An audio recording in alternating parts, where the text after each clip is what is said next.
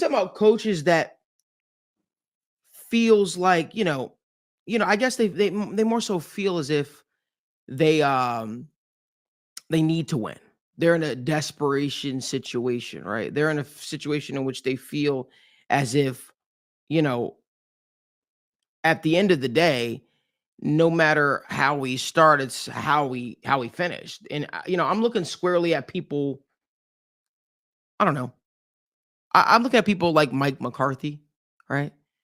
Mike McCarthy, he needs to win. That's a guy that needs to win. He's in a win now situation, or at least make it very, very far to justify Jerry Jones keeping him. I'm looking at guys like Kyle Shanahan, who obviously the report came out in the beginning of the season that, hey, we did all this stuff to help field a competitive roster. You need to win. We got guys like Christian McCaffrey. We got guys like Deebo Samuel. We brought back Brandon Ayuk. We've given you everything that you've asked for. That's a guy that needs to win. Believe it or not, Harbaugh. Harbaugh over in Baltimore. He's in a situation in which he needs to win. You're talking about you have a two-time MVP at quarterback in Lamar Jackson, right? That's a guy that needs to win. I won't say that Zach Taylor, even though I feel like he's in a need-to-win situation, knowing this organization's history and how they're slow to change, they're reluctant to change, I won't say he's in a must-win situation. But there are other coaches that you could point to and say, hey, listen, either you have such a competitive roster, right? People like Brian Dable are probably in a situation in which they need to win. Show something positive. Matt Eberflus of the Chicago Bears in a situation in which he needs to win. I don't know. Danny, would you justify and say Nick Sirianni is in a need-to-win situation? Would you say Robert Saleh of the New York Jets, who I think is an awful coach, by the way, that's just me, though. Would you say that he's in a need-to-win situation? I think there are a couple of coaches I could look at right now around the league and say, this coach needs to win. He needs to win in order to keep their job. Not necessarily saying they're going to get fired this year, although I think a lot of these guys could be on the outs if they don't put it together. But I think they need to be consistent. Daniel, what say you?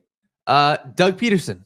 Malik, what the hell is going on in Jacksonville? And I feel like that's the biggest point of all these coaches, right? You look at a head coach that is 1-8 in his last 9 games. You look at a head coach who has been given a lot from free agency. You look at a head coach who has a franchise quarterback. We talked about this on the show yesterday with our guy, Parker Blake. And while, Trevor Lawrence has the pedigree and he may not be reaching his full potential right now, at some point, you got to look at the head coach. You got to look at the head of the ship. You got to look at the man who is behind, this entire team. And that is Doug Peterson, the former Super Bowl winning coach.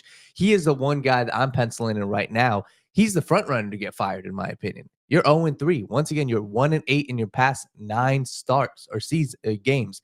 And that's my frustration with this team is they headed into this season with a ton of expectation. You're not in a crazy hard division right now. The Texans have shown some chinks in the armor. The Colts right now have a quarterback who's leading the NFL in interceptions.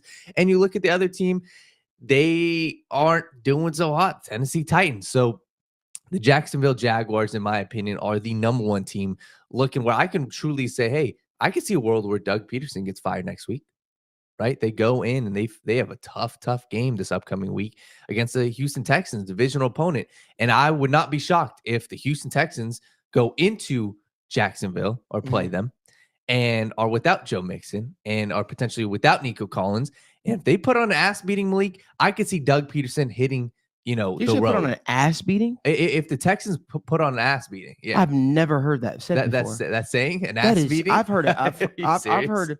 I've heard like kick somebody's ass. I've never heard someone say, "I'll give me a." Yeah, I don't know. I've never heard that using. Seriously. Yeah, that's kind of weird. Like as a kid, never got an ass beating. No. Ass whooped.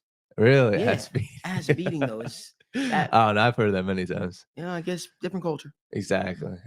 Joe Wood said Press Taylor, he will get fired before Doug. That's a great point. Offense coordinator, definitely. I could totally see that. But at the end of the day, right? This doesn't fall on the offensive coordinator. Press Taylor does share a large portion of the blame so far, but it's the head coach. You look at the guy who's the one that if you're the guy who's getting all the praise, you have to be the guy getting the criticism. And that was the conversation after they went on that playoff run. So he's the one guy I definitely look at. The other one is definitely a Matt Eberflus, Malik. And the reason why I say that is Eberflus has a lot working against them. And that's my issue with their situation is they are looking, in my opinion, if they don't make the playoffs, he's going to be out. With the new quarterback, you need that young, new offensive mind. And I feel like a guy like Eberflus has been there for quite some time. He was there for the Justin Fields regime. And I can see a world where if they don't make the playoffs, if Caleb Williams looks good, but they're not winning games, I feel like for right or for wrong, he will get scapegoated. Let me just say this. Were you just referring to Eberflus, you saying? What did I say? Eberflus? Yeah, Matt Eber, is that what you were Yeah, referring to? yeah. Okay, let me just say this. I think there's no world in which Chicago Bears make the playoffs. So I think I know you just use that as an example. There's no world in which they make the playoffs. So we could just even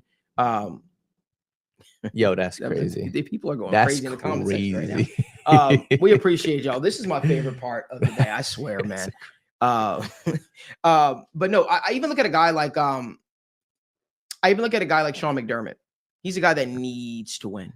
Yeah, he's a guy that needs to win. He's in a situation in which he needs to win. But I think that I don't know. I think that like Eberflus is. I always felt like he's on his way out, if you will. I never felt like he was going to be the guy to complete this journey, if you will, with us. And then we've got our good friend Noah, who happens to be in the studio right now watching us. He says, how about Nick Sirianni's play calling in Philly last week? What were your thoughts, Danny, on that? I thought it was atrocious. And I think that's where the conversation, we had this about Jalen Hurts. We had this about Sirianni. Who is it? I believe both are at fault. And when you look at Sirianni, I really struggle to see how, I think that they're going to keep him. I think that right now they're having success. They're looking good. They're not looking great, but they're looking fine. And I think that the amount of talent that they have, once Devontae gets back, once AJ Brown gets back, I feel like they're going to be fine. And it's one of the situations where he does have a lot of issues. And I feel like, once again, this is the season where he got a clean slate. They got rid of his coordinators. And that was the big issue last year. Oh, it's our coordinators. That's why we sucked at the end of the season. That's why we got destroyed in the playoffs against the Buccaneers. Well, that's not the issue this year. You got a new coordinator. So I'm going to wait to see how that plays out. I think that there is a lot of time to rectify it. But at the end of the day, this Philadelphia Eagles situation, in my opinion, they are a Super Bowl caliber roster. They are a team that is prime for the Super Bowl right now. So if they don't make a deep playoff run, if they get bounced in the first round, I would have some serious questions. At that point, I would definitely be looking at Sirianni to say, hey, what the hell is going on? Because you just gave Jalen Hurts a new contract. You ain't going to give him, you're not going to get rid of him right now. And who's the next guy you could potentially get rid of? And that's Nick Sirianni. So I think for them, they would have to get out early in the playoffs. And to be honest, I wouldn't be shocked if that happened. So no, I hear you on that completely.